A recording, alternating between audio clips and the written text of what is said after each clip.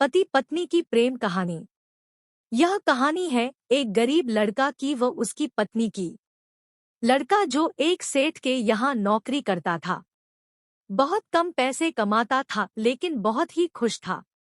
उसकी पत्नी बहुत सुंदर थी जिससे वह बेइंतहा प्यार करता था। उसकी पत्नी के बाल बहुत ही लंबे व सुंदर थे।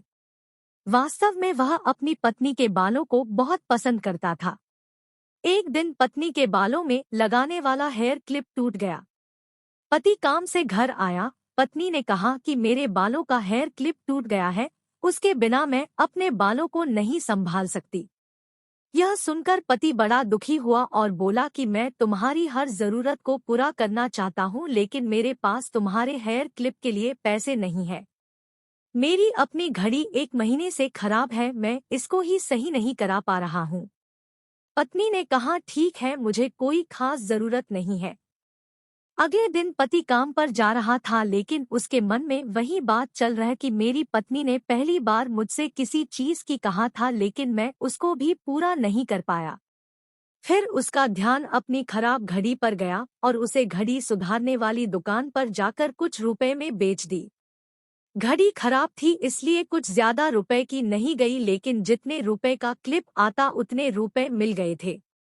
वह क्लिप की दुकान पर गया और जैसा उसकी पत्नी का क्लिप था वैसा ही लेकर आ गया।